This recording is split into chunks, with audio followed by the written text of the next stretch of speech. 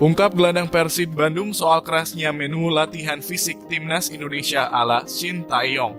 Mark Locke baru-baru ini membagikan pengalaman menariknya bagaimana menu latihan keras yang diberikan Shin Tae-yong dalam pemusatan latihan di Turki. Tercatat para pemain timnas Indonesia sudah menggelar latihan hingga hari ketiga di bawah asuhan langsung Shin Tae-yong. Shin Tae-yong menerapkan menu latihan yang beragam.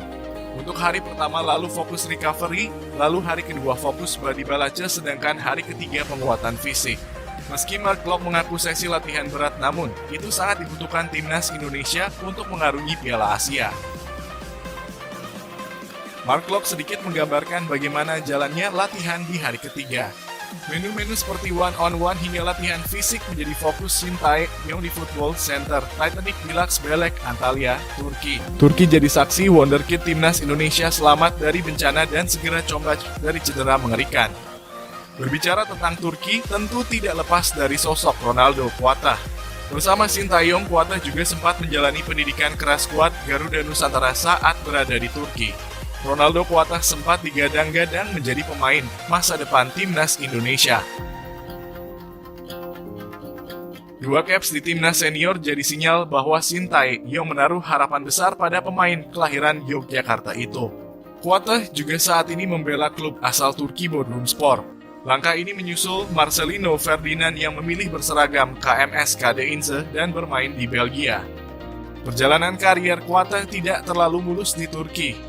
Masih menjalani adaptasi bersama Bodrumspor, dia disambut gempa berkekuatan 7,8 skala Richter tepat pada 6 Februari lalu. Tercatat hampir 40 ribuan jiwa menjadi korban pada bencana tersebut. Saat itu sepak bola Turki sempat vakum karena fokus untuk melakukan evakuasi korban bencana. 2 bulan berselang, Ronaldo Quattah mengalami cedera yang cukup parah saat bermain bersama timnas U24 Indonesia. Menjalani uji coba melawan Lebanon jelang SEA Games 2023, dia harus ditandu keluar karena cedera. Quattah kembali terlihat menjalani latihan bersama Bodrumspor pada bulan Oktober lalu. Dia terlihat menjalani latihan terpisah dengan pantauan tim fisioterapis klub. Meski butuh waktu, diprediksi Ronaldo Quattah akan segera kembali berada di lapangan.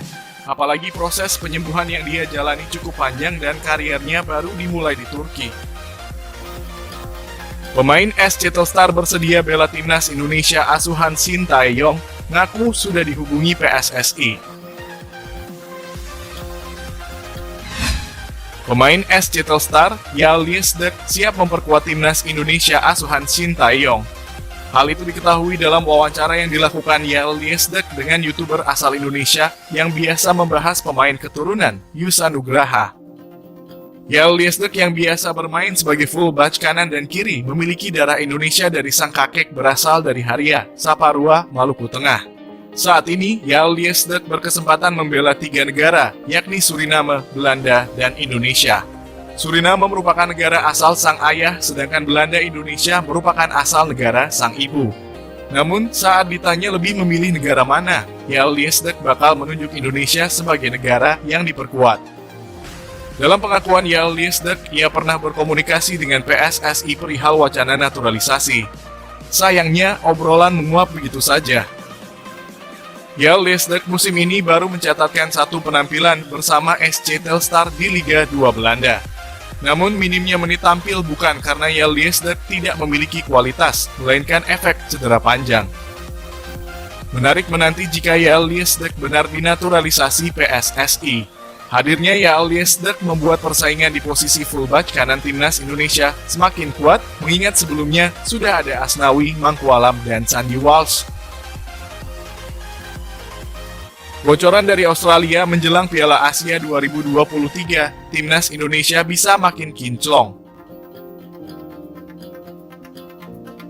Timnas Indonesia tengah mempersiapkan diri menjelang tampil di Piala Asia. Persiapan timnas Indonesia untuk Piala Asia diharapkan semakin mantap dengan adanya TC atau pemusatan latihan di Turki. Selagi melaksanakan TC, timnas Indonesia juga sekiranya terus mengikuti perkembangan yang terjadi menyangkut Piala Asia.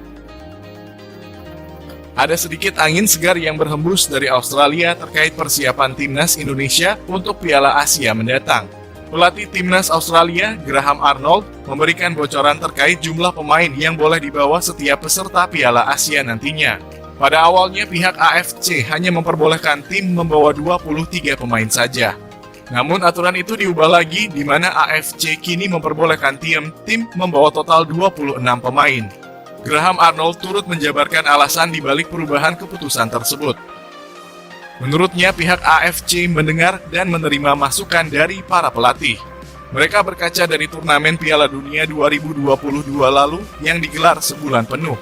Untuk diketahui, durasi Piala Asia nantinya juga kurang lebih digelar sebulan lamanya. Dengan bertambahnya slot pemain untuk Piala Asia nantinya, timnas Indonesia berpeluang tampil lebih ganas. Hal tersebut membuat pelatih Shin Tae-yong memiliki opsi lebih luas untuk memilih pemain. Namun mencoret 2 pemain barangkali lebih mudah daripada menendang 5 penggawa. Semakin banyak personil yang tersedia, STY bisa makin mengembangkan permainan timnas Indonesia. Ditambah lagi, timnas Indonesia tergabung dalam grup yang relatif berat. Sebagaimana diketahui, skuad Garuda berada di grup D, timnas Indonesia akan bersaing dengan tim-tim kuat benua Asia. Tim arahan Shin Tae-yong akan saling sikut dengan Jepang, Irak, dan Vietnam.